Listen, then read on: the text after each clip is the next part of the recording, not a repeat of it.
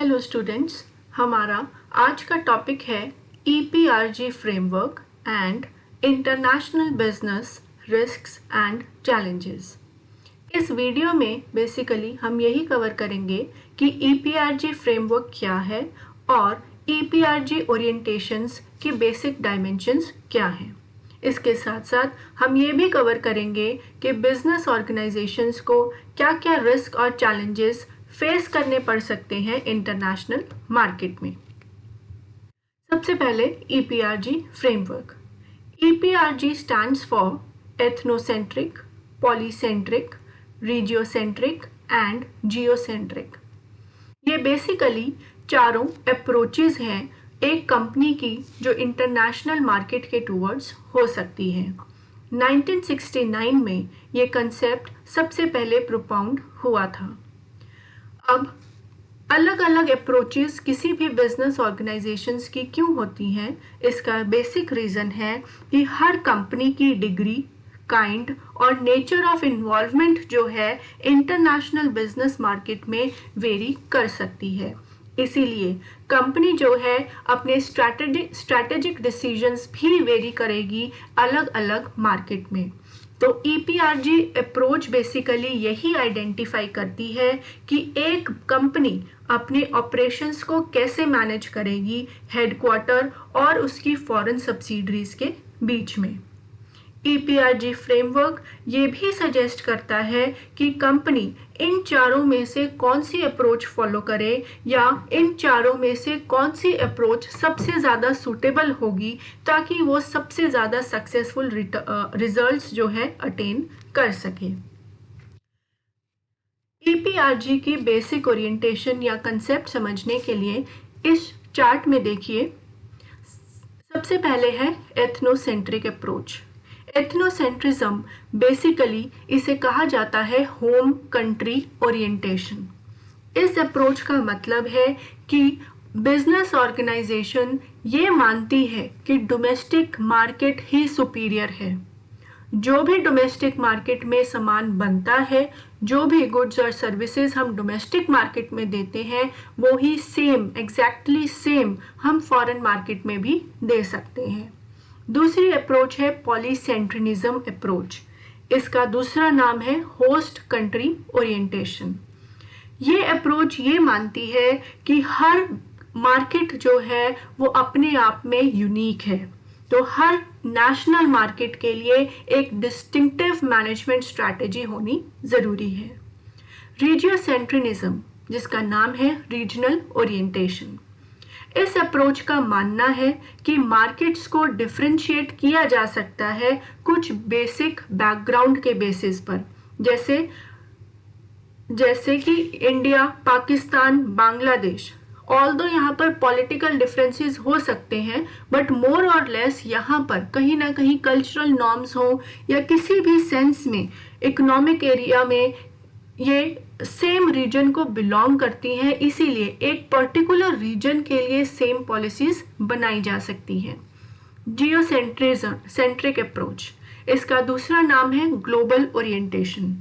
ये अप्रोच मानती है कि ग्लोबल मार्केट के लिए बिजनेस प्लान्स या स्ट्रैटेजीज बननी चाहिए, क्योंकि पूरा वर्ल्ड ही एक सिंगल मार्केट है।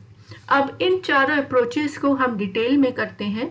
सबसे पहले हमारे पास है एथनोसेंट्रिक अप्रोच, जिसे हम कहते हैं home country orientation. Ethnocentric approach की बेसिक परसेप्शन है कि डोमेस्टिक मार्केट सुपीरियर है। डोमेस्टिक मार्केट में जो सामान बनाया जा रहा है वो ही सेम गुड्स और सर्विसेज हम फॉरेन मार्केट में भी दे सकते हैं।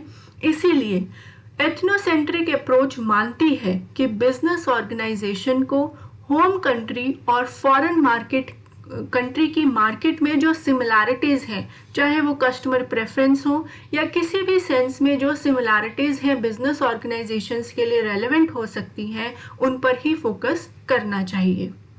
इस अप्रोच के अकॉर्डिंगली कंपनी का बेसिक ऑब्जेक्टिव होगा सिर्फ प्रॉफिट अर्न करना। इसीलिए यहाँ पर वो अपनी डोमेस्टिक स्ट्रैटेजी को ही फॉरेन मार्केट में एक्सटेंड कर देते हैं, फॉरेन मार्केट के लिए कोई नई स्ट्रैटेजी नहीं बनाते। इसीलिए ये मास प्रोडक्शन में बिलीव करते हैं। कोई अलग से प्रोडक्शन नहीं की जाती फॉरेन मार्केट के लिए, रादर एक ही बारी में मास प्रोडक्शन करते हैं रेगुलर बेसिस पर ऑल्दो, बट वो मास प्रोडक्शन करते हैं ताकि वो डोमेस्टिक मार्केट की नीड्स फुलफिल कर सके और साथ ही फॉरेन मार्केट की नीड्स भी फुलफिल कर सकें। अगर हम HRM प्रैक्टिसेस की बात करें तो एथनोसेंट्रिक अप्रोच जो कि होम कंट्री अप्रोच है, ये सिर्फ होम कंट्री के लोगों को ही, होम कंट्री के सिटीजन्स को ही की पोजीशंस पर बिठा सकते हैं। किसी बाहर के सिटीजन को की पोजीशंस नहीं देते, क्योंकि इनके लिए होम मार्केट जो है वो ही सुपीरियर है, होम कंट्री ही उनके लिए बेस्ट है। इसका सबसे बड़ा बेनिफिट यही है कि यहाँ पे कोई एडिशनल कॉस्ट या किसी भी टाइप का एडिशनल एफर्ट नहीं लगाना पड़ता लोकलाइजेशन के लिए, क्योंकि यहाँ पे जो प्रोडक्ट डोमेस्टिक मार्केट के लिए बनाया गया है वो ही फॉरेन मार्केट में प्रोवाइड किया जाता है। बट इसका लिमिटेशन भी यही है कि अगर फर्दर इंटरनेशनल मार्केट में किसी भी टाइप की अनटैप्ड मार्केट है तो फर्दर उसे एक्सप्लॉइट नहीं किया जाता, क्योंकि हम अपने प्रोडक्ट में किसी भी टाइप का मॉडिफिकेशन इंट्रोड्यूस नहीं कर रहे। इस मार्केट का सबसे कॉमन एग्जाम्पल है निसान। इनिशियली जब निसान ने इंटरनेशनल एरिना में एंटर किया तो उन्होंने सेम कार्स जो है अपने डोमेस्टिक कंट्री जापान में जो सेल करी वो ही सेम उन्होंने यूएसए की मार्केट में भी प्रोवाइड करी। जो जापान मार्केट में सक्सेसफुल था वही चीज़, वही प्रोडक्ट उनका यूएसए मार्केट में सक्सेसफुल नहीं रहा। रीज़न ये था अलग अलग कंट्री है, अलग अलग रिक्वायरमेंट हुई। इसका बेसिक रीज़न ये था कि जापान में जब लोगों ने कार ली तो विंटर्स के टाइम में वो अपनी कार को ब्लैंकेट से कवर कर देते थे, इसलिए सुबह उन्हें स्टार्ट करने में या किसी भी टाइप की कोई कार डीलिंग में प्रॉब्लम नहीं आई। मगर यही चीज़ कंपनी ने एक्सपेक्ट किया कि डोमेस्टिक मार्केट में जो लोग कर रहे हैं वही फॉरेन मार्केट में करेंगे, बट ऐसा यूएसए के लोगों ने नहीं किया और उन्हें कार में बहुत ज़्यादा प्रॉब्लम आई। इस एग्जाम्पल से बाद में निसान कंपनी ने अपनी एथनोसेंट्रिक अप्रोच को कन्वर्ट कर लिया पॉलीसेंट्रिक अप्रोच में। तो अब हमारा सेकंड आता है पॉलीसेंट्रिक अप्रोच। पॉलीसेंट्रिक अप्रोच मतलब होस्ट कंट्री ओरिएंटेशन। यहाँ पर यह माना जाता है कि हर नेशनल मार्केट अपने आप में डिस्टिंक्टिव है, इसीलिए हर मार्केट के लिए एक्सक्लूसिव स्ट्रैटेजी बनाई जानी चाहिए।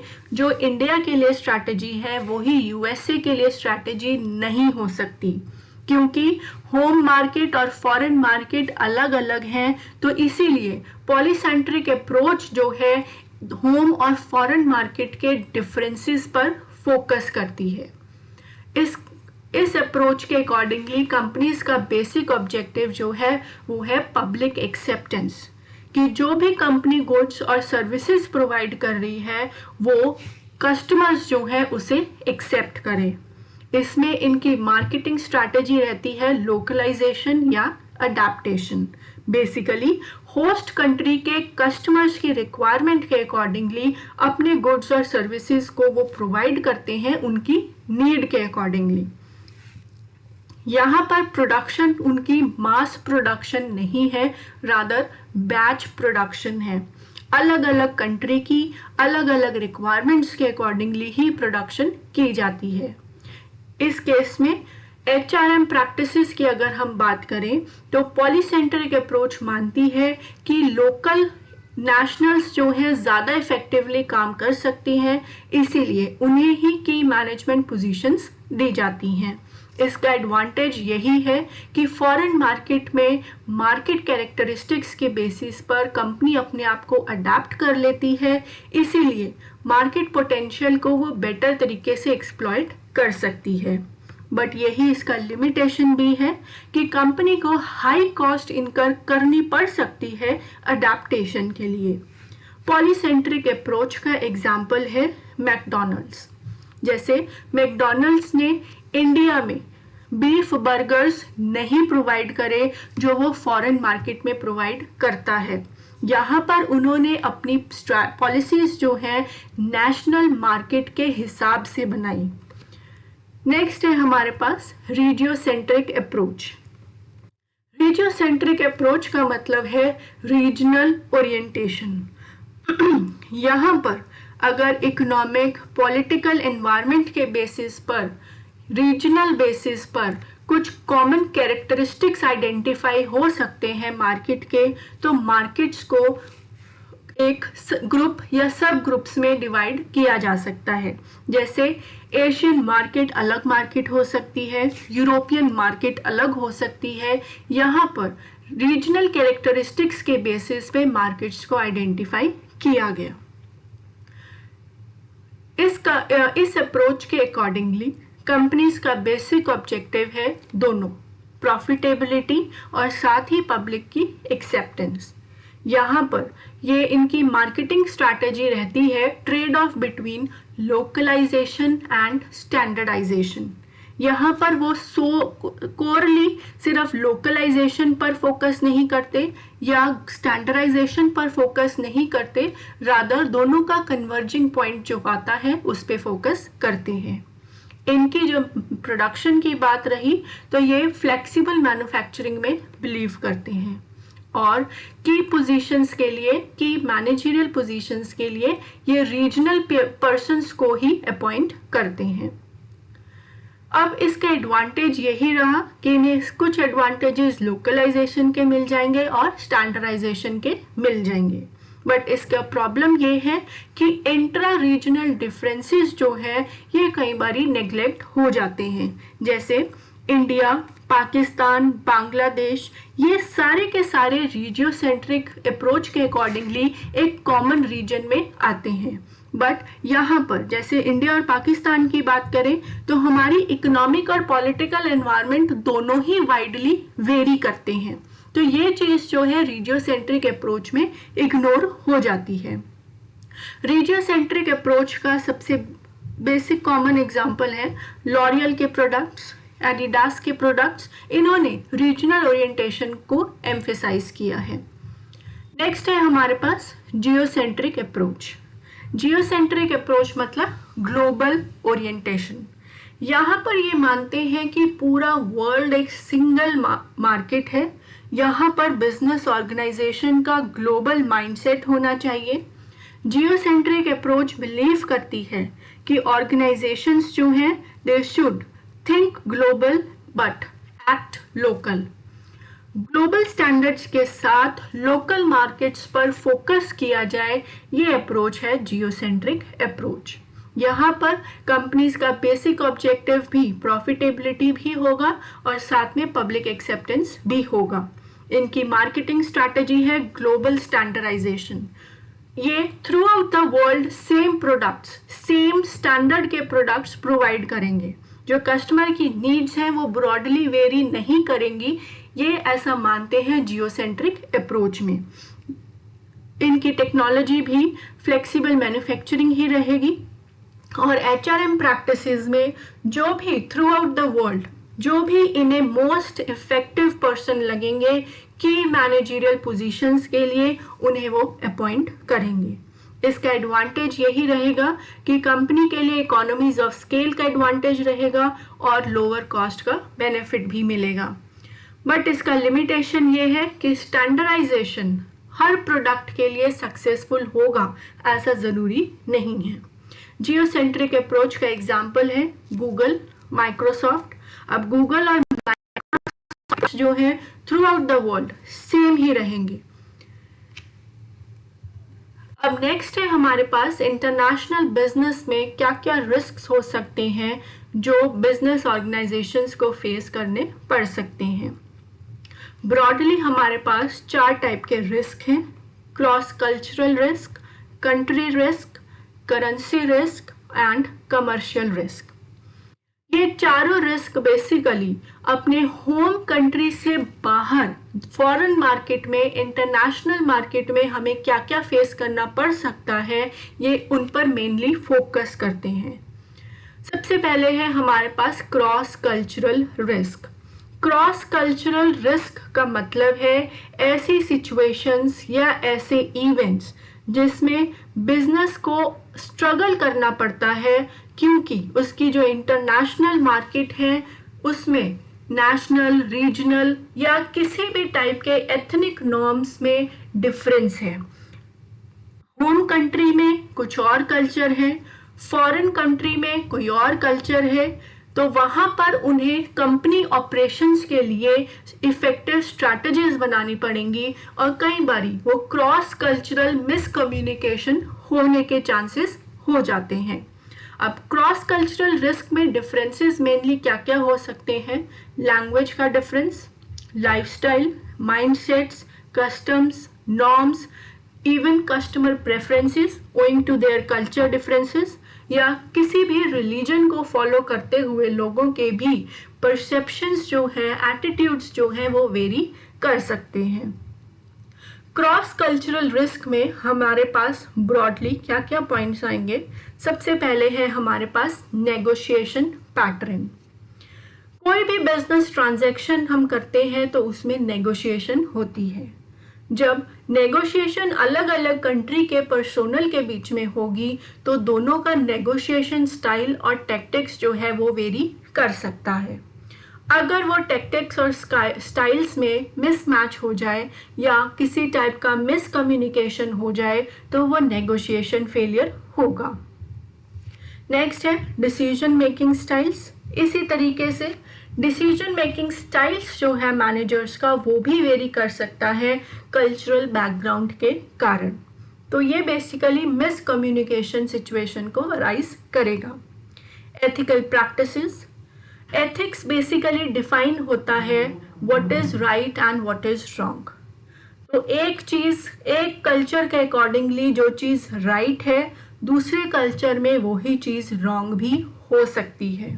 तो ये एथिकल प्रैक्टिसेस के डिफरेंसेस भी क्रॉस कल्चरल रिस्क में कवर होते हैं। नेक्स्ट है हमारे पास कंट्री रिस्क। कंट्री रिस्क को हम पॉलिटिकल रिस्क भी कह सकते हैं और ये एडवर्सली इफेक्ट कर सकती है बिजनेस ऑपरेशंस को अगर होस्ट कंट्री के बिजनेस एनवायरनमेंट में कुछ मेजर चेंजेस आ जाएं। अब कंट्री के बिजनेस एनवायरनमेंट में कुछ चेंजेस आते हैं तो उसका इम्पैक्ट डायरेक्टली या इनडायरेक्टली बिजनेस ऑर्गेनाइजेशंस पर होता है, चाहे वो फेवरेबल हो या अनफेवरेबल। इन केस अगर वो अनफेवरेबल है तो वो हमारे लिए कंट्री रिस्क होगा। जैसे होस्ट कंट्री की गवर्नमेंट का एटीट्यूड क्या है, क्या गवर्नमेंट ने कुछ अपनी पॉलिसीज चेंज कर ली जो अब हमारे लिए इतनी फेवरेबल नहीं है? क्या फॉरेन कंट्री की गवर्नमेंट ने कुछ हमारे ऊपर फॉरेन ट्रेड के रिगार्डिंग रिस्ट्रिक्शंस लगा दी हैं तो वहाँ पे बिजनेस अब ज़्यादा फ्लरिश नहीं करेगा। ट्रेड बैरियर्स, इसी में गवर्नमेंट ने यहाँ पर ट्रेड बैरियर्स लगा दिए हैं टैरिफ या नॉन टैरिफ फॉर्म में। सोशल और पॉलिटिकल अनरेस्ट है, वहाँ पे पॉलिटिकल स्टेबिलिटी नहीं है। पहले रूलिंग पार्टी की पॉलिसी कुछ और थी, गवर्नमेंट दूसरी बन गई तो उसकी पॉलिसीज चेंज हो जाएंगी, उस केस में भी पॉलिटिकल रिस्क अराइज होता है। कंट्री जो है फॉरेन कंट्री, होस्ट कंट्री जो है वॉर से गुजर रही है या उसके ऊपर थ्रेट ऑफ वॉर है, यहाँ पर एक्सटर्नल के साथ साथ इंटरनल भी हो सकता है। लेवल ऑफ करप्शन, कई कंट्रीज ऐसी हैं जहाँ पे करप्शन बहुत ज़्यादा है और बिना ब्राइब के बिजनेस ऑपरेशंस को स्मूथली चलाना पॉसिबल नहीं है। ब्यूरोक्रेसी, ब्यूरोक्रेटिक सेटअप कैसा है, वहाँ पे रूल्स और रेगुलेशंस को कितना फॉलो किया जा रहा है, कितना ज़्यादा लिबरल है बिजनेस ऑपरेशन को वहाँ पर चलाना, वर्क फॉर्मेलिटीज़ किस डिग्री तक रिलैक्स्ड है, कितना प्रमोट करते हैं वो फॉरेन ट्रेड को, ये सारा का सारा हमारा कवर होता है कंट्री रिस्क में। नेक्स्ट है हमारा करेंसी रिस्क, जिसे हम फाइनेंशियल रिस्क भी कह सकते हैं। करेंसी रिस्क के दूसरे नाम है एक्सचेंज रेट रिस्क या फॉरेन एक्सचेंज रिस्क। इसका बेसिकली यही है कि अगर क्रॉस बॉर्डर इन्वेस्टमेंट कोई कंपनी करती है तो वो फॉरेन कंट्री में एसेट्स में या बिजनेस ऑपरेशंस में इन्वेस्ट करती है तो उसे कहीं ना कहीं करेंसी रिस्क जो है फेस करना पड़ सकता है। अगर होम कंट्री की करेंसी अप्रिशिएट हो जाए अगेंस्ट होस्ट कंट्री करेंसी तो वहां पर हमारे प्रॉफिट्स जो हैं वो कम हो जाएंगे जब हम अपनी होम कंट्री की करेंसी में उसे एक्सचेंज करेंगे, और वाइस वर्सा प्रॉफिट ज़्यादा भी हो सकते हैं। बट यहाँ पर रिस्क हमेशा फैक्टर रहेगा कि हम प्रिडिक्ट नहीं कर सकते कि कब प्रॉफिट ज़्यादा हो जाए या लॉसेस कब हो जाए, क्योंकि करेंसी कभी भी अप्रिशिएट या डेप्रिशिएट कर सकती है। नेक्स्ट है commercial risk. Commercial risk basically सारी बिजनेस ऑपरेशंस के रिगार्डिंग होती हैं। इसमें सबसे कॉमन एग्जांपल है हमारा वीक पार्टनर। हमने फॉरेन कंट्री में किसी दूसरी बिजनेस ऑर्गेनाइजेशन को पार्टनर बनाया, बट वो जो पार्टनर है वो ज़्यादा इफेक्टिव नहीं है और हम अपने प्रोडक्ट को फॉरेन मार्केट के रिक्वायरमेंट के अकॉर्डिंगली अडेप्ट करने में फेल हो गए। उस केस में हमें कमर्शियल रिस्क जो है फेस करना पड़ सकता है। इसके साथ साथ हमें कोई ऑपरेशनल प्रॉब्लम्स हैं, हमारा मैन्युफैक्चरिंग प्लांट ठीक से नहीं चल रहा है, उस केस में भी कमर्शियल रिस्क अराइज होंगे। हमें फॉरेन मार्केट की ज़्यादा नॉलेज नहीं होना भी एक बहुत बड़ा कमर्शियल रिस्क है। अगर फॉरेन मार्केट में सरवाइव करना है तो फॉरेन मार्केट की कंप्लीट नॉलेज होनी ज़रूरी है। हमें एडवांस में मार्केट स्टडी करनी ज़रूरी है, उसी के बेसिस पर हम अपने प्रोडक्ट्स और सर्विसेज उन्हें प्रोवाइड कर सकते हैं। हम पोटेंशियल कस्टमर्स को परसुएड तभी कर पाएंगे जब हमें उन्हें उनके टेस्ट और प्रेफरेंसेस और उनके बैकग्राउंड के बारे में पता होगा। टाइमिंग ऑफ एंट्री हो सकता है हमने ऐसे टाइम में फॉरेन मार्केट में एंटर किया हो जब फॉरेन मार्केट रिसेशन के टाइम से गुजर रहा हो, तो ऐसे में जब वहाँ पर लोगों की परचेजिंग कैपेसिटी ही इतनी नहीं है तो उस केस में हमारा प्रोडक्ट जो है वो सरवाइव ज़्यादा नहीं कर पाएगा। कंपेटिटिव इंटेंसिटी, अगर बिजनेस कंपेटिटिवली फॉरेन मार्केट में ट्रेड नहीं कर पा रहा है, अपने लोकल प्लेयर्स को के अलावा फॉरेन प्लेयर्स के साथ कंपटीशन नहीं फेस कर पा रहा है, उस केस में भी कमर्शियल रिस्क होगा। पुअर एग्जीक्यूशन ऑफ स्ट्रैटेजी, अगर बिजनेस ऑर्गेनाइजेशन ने फॉरेन मार्केट को अच्छे से स्टडी किया है, अपना प्रोडक्ट भी मॉडिफाई कर लिया फॉरेन मार्केट के अकॉर्डिंगली, अच्छे से प्लान्स बना लिए, स्ट्रैटेजी एग्जीक्यूट बना ली, बट एग्जीक्यूशन के टाइम पर उसको इफेक्टिवली एग्जीक्यूट नहीं कर पाए, तो उस केस में भी बिजनेस जो है एक्सेल नहीं कर पाएगा और उसे कमर्शियल रिस्क फेस करना पड़ेगा। इंटरनेशनल बिजनेस रिस्क के साथ साथ हमारे पास कुछ चैलेंजेस भी हैं जो हमारा रिस्क का ही पार्ट है।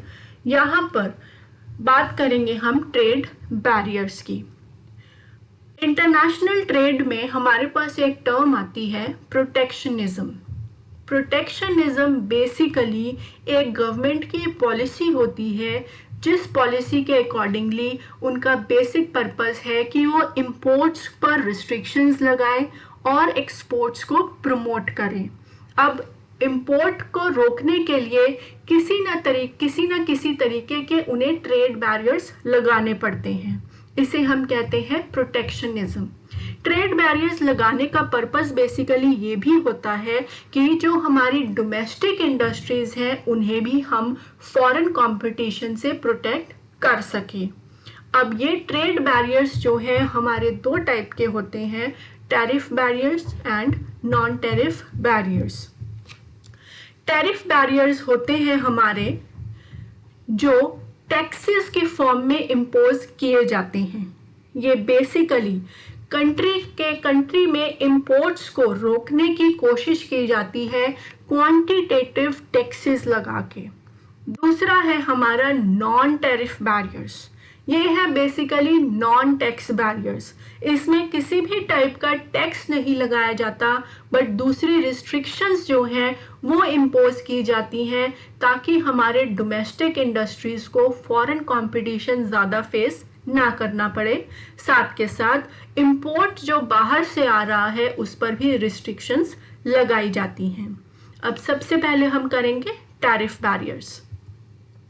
टैरिफ बैरियर्स हम बहुत सारी कैटेगरीज में डिवाइड कर सकते हैं। सबसे पहला है on the basis of direction. On the basis of direction में हमारे पास दो टाइप के टैरिफ्स आते हैं, export tariff and import tariff. Export tariff का मतलब है कि अगर गवर्नमेंट चाहती है कि बेटर क्वालिटी प्रोडक्ट हमारे डोमेस्टिक कस्टमर्स को ही ज़्यादा मिले, बाहर कमोडिटीज़ ज़्यादा ना जाए, जैसे मेडिसिनल गुड्स हो सकते हैं एमरजेंट सिचुएशंस में, तो गवर्नमेंट चाहेगी कि वो सारे प्रोडक्ट हमारे कंट्री में ही पहले लोगों को प्रोवाइड किए जाएं और अगर सरप्लस हो तो बाहर की कंट्रीज में भेजा जाए। तो उसे हम कहते हैं एक्सपोर्ट टैरिफ, कि गवर्नमेंट ने टैक्स लगा दिया, टैक्स रेट जो था वो इंक्रीज कर दिया कि आप ज़्यादा बाहर भेजोगे तो आपको ज़्यादा टैक्स पे करना पड़ेगा। इंपोर्ट टैरिफ जो बाहर से फॉरेन मार्केट से हमारी डोमेस्टिक कंट्री में सामान आ रहा है, किसी भी टाइप के गुड्स और सर्विसेज, उनकी एंट्री पर जो कस्टम्स अथॉरिटी को पे करना पड़ता है वो होते हैं हमारे इंपोर्ट टैरिफ। तो एक्सपोर्ट टैरिफ हुए हमारे कि जो भी डोमेस्टिक गुड्स और सर्विसेज हम फॉरेन मार्केट में दे रहे हैं उनके ऊपर जो टैक्स लगता है वो एक्सपोर्ट टैरिफ, और जो फॉरेन गुड्स हमारे डोमेस्टिक मार्केट में आते हैं उनके ऊपर जो टैक्स लगता है उसे हम कहते हैं इंपोर्ट टैरिफ। सेकेंड कैटेगरी है हमारी on the basis of purpose. Government जो टैक्सेस लगाती है या टैरिफ बैरियर्स लगाती है, रिस्ट्रिक्शंस लगाती है, उसका पर्पस क्या है? या तो उसका पर्पस होगा प्रोटेक्टिव टैरिफ। प्रोटेक्टिव टैरिफ का मतलब है डोमेस्टिक प्लेयर्स को प्रोटेक्ट करना फॉरेन कंपटीशन से। सेकेंड पर्पस हमारा हो सकता है रेवेन्यू टैरिफ। हम सिर्फ रेवेन्यू जनरेट करने के लिए टैरिफ इम्पोज कर रहे हैं। ये जितने भी हमारे टैरिफ होते हैं, टैक्सेस हैं, ये इंक्रीज और डिक्रीज हो सकते हैं। थर्ड कैटेगरी है हमारी on the basis of tariff rates. सबसे पहला इसमें हमारे पास है स्पेसिफिक ड्यूटीज या स्पेसिफिक टैरिफ्स। यहाँ पे स्पेसिफिसिटी का मतलब है कि यूनिट पर, एक सिंगल यूनिट पर जो इंपोर्टेड गुड है उसकी सिंगल यूनिट पर हम टैक्स लगाते हैं। जैसे हमने बाहर की कंट्री से कोई कंप्यूटर इंपोर्ट किया है तो उस एक सिंगल कंप्यूटर पर कितना टैक्स पे करना पड़ेगा, वो होता है हमारा स्पेसिफिक ड्यूटी। दूसरा है हमारा एड वैलोरम ड्यूटी या एड वैलोरम टैरिफ। यहाँ पर बेसिकली एड वैलोरम का जैसे लैटिन वर्ड से राइज हुआ है, इसका मतलब होता है अकॉर्डिंग टू वैल्यू। तो यहाँ पर बेसिकली एड वैलोरम टैरिफ का मतलब है कि हम टोटल कितना वैल्यू ऑफ गुड हमने बाहर से इंपोर्ट किया है उसके ऊपर जो ड्यूटी पे करनी पड़े। जैसे हमने फॉरेन मार्केट से 1 लाख रुपीस के कंप्यूटर इंपोर्ट करे तो हमें 1 लाख रुपीस पर जो ड्यूटी पे करनी पड़ेगी वो होगी ad valorem duty. Third category इसमें हमारी हो सकती है कंबाइंड रेट्स या कंपाउंड ड्यूटी। कंपाउंड ड्यूटी जो है कॉम्बिनेशन है स्पेसिफिक और एड वैलोरम ड्यूटी का। इसमें जो हमारा बाहर से इंपोर्ट किया गया है गुड्स को, उसका कुछ प्रोपोर्शन स्पेसिफिक ड्यूटी चार्ज होगा और कुछ पोर्शन जो है वो एड वैलोरम ड्यूटी पर के बेसिस पर चार्ज किया जाएगा, वो होता है हमारा कंपाउंड रेट। तो ये थे हमारे टैरिफ बैरियर्स जिसमें टैक्सेस इंपोज किए जाते हैं क्वांटिटेटिव टर्म्स में इंपोर्ट्स को रिस्ट्रिक्ट करने के लिए। सेकेंड कैटेगरी है हमारी non tariff barriers. Non tariff barriers जो हैं ये नॉन टैक्स बैरियर्स हैं। यहाँ पर किसी भी टाइप की ड्यूटी या टैक्सेस चार्ज नहीं किए जाते फॉरेन ट्रेड में। ये बहुत सारे टाइप्स के हो सकते हैं। सबसे पहले हम करते हैं कोटा एंड लाइसेंसिंग। कोटा का मतलब है जब गवर्नमेंट पर्टिकुलर गुड के लिए रिस्ट्रिक्शन लगा देती है कि आप कितना वॉल्यूम आप उसका परचेज कर सकते हो, इंपोर्ट कर सकते हो, वो होता है हमारा इंपोर्ट कोटा। जैसे गवर्नमेंट ने कर दिया कि आप 100 kgs of x commodity import कर सकते हो, तो यहाँ पर वॉल्यूम डेफिनेट कर दिया गया, वो होता है हमारा इंपोर्ट कोटा। लाइसेंसिंग का मतलब है कि यहाँ पर कुछ ही कंपनीज को अलाउ किया जाता है कि वो अपने गुड्स को इंपोर्ट कर सकती हैं और बाहर से मंगा सकती हैं, और कुछ ही कंपनीज ऐसी हैं जो बाहर एक्सपोर्ट कर सकती हैं। तो यहाँ पर लाइसेंसिंग जो है मेजर रोल प्ले कर सकता है अगर यहाँ पर कंट्री की लाइसेंसिंग पॉलिसी ज़्यादा लिबरल ना हो तो। सेकंड है हमारे पास local content requirement. Local content requirement का मतलब ये है कि यहाँ पर गवर्नमेंट जो है रिस्ट्रिक्शन लगाती है कॉस्ट इफेक्टिव बनाने के लिए या अपनी मार्केट को ज़्यादा अट्रैक्टिव बनाने के लिए रिस्ट्रिक्शन लगाती है। इसको आप एग्जाम्पल से समझिए।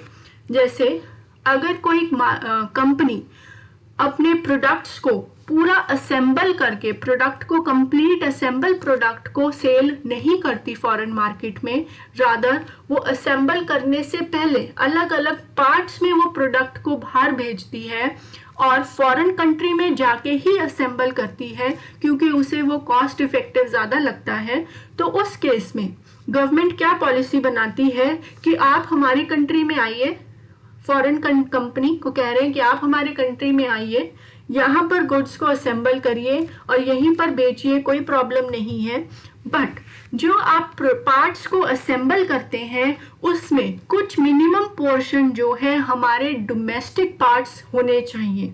हमारी ही कंट्री में जो प्रोड्यूस हुए हैं ऐसे पार्ट्स को आपको यूज करना कंपल्शन है।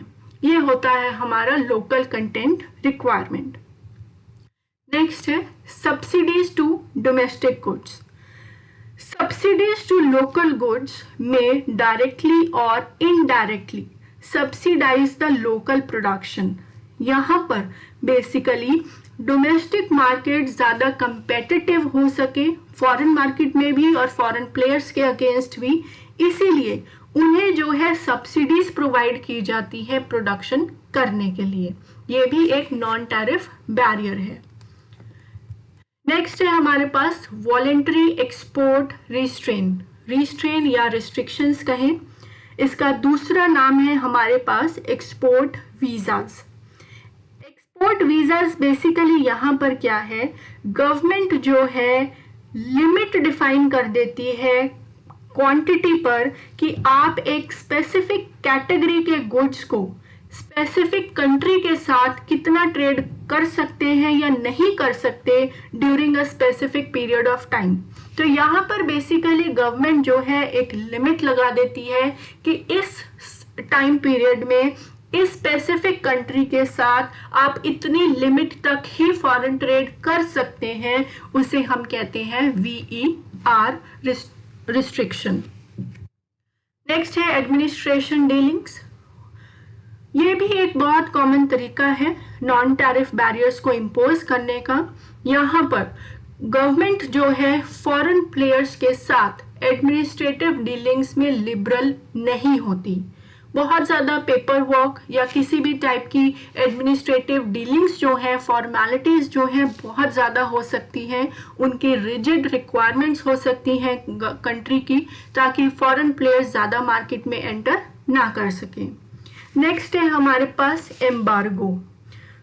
एम्बार्गो का मतलब नेक्स्ट है एम्बार्गो। एम्बार्गो है बेसिकली जब गवर्नमेंट ऑर्डर्स देती है कि अब हम किसी स्पेसिफिक कंट्री के साथ किसी भी टाइप का फॉरेन ट्रेड नहीं करेंगे या किसी गिवन कंट्री के साथ कोई स्पेसिफिक गुड्स का फर्दर एक्सचेंज नहीं करेंगे, उसे हम कहते हैं एम्बार्गो। एम्बार्गो जनरली तब अराइज होता है जब दो नेशंस के बीच में अनफेवरेबल पॉलिटिकल रिलेशंस हो। फॉर एग्जाम्पल, अगर इंडिया और पाकिस्तान के बीच में वॉर लाइक सिचुएशन हो जाए, उस केस में इंडिया एम्बार्गो को ऑप्ट कर सकता है as non tariff barrier. Next है प्रोडक्ट टेस्टिंग एंड स्टैंडर्डाइजेशन। ये non tariff barrier basically discriminatory हो सकता है अगर global standards throughout fulfil ना हो रहे हों। जैसे कंट्री अपने कोई specific testing measures, testing procedures opt कर सकती है गुड्स और सर्विसेज के लिए, या गुड्स के स्टैंडर्ड्स के लेके भी वो कोई गिवन कंफर्मिटी लेवल्स दे सकती है। ये इन सभी टैरिफ और नॉन टैरिफ बैरियर्स का बेसिक रीजन या पर्पस यही है कि वो इंपोर्ट्स को सब्स्टिट्यूट करें, एक्सपोर्ट्स को प्रमोट करें, या बेसिकली अपने लोकल और नेशनल प्लेयर्स को वो फॉरेन प्लेयर्स के कंपटीशन से, कीन कंपटीशन से बचा सके। इस वीडियो में यही तक है। Thank you for listening.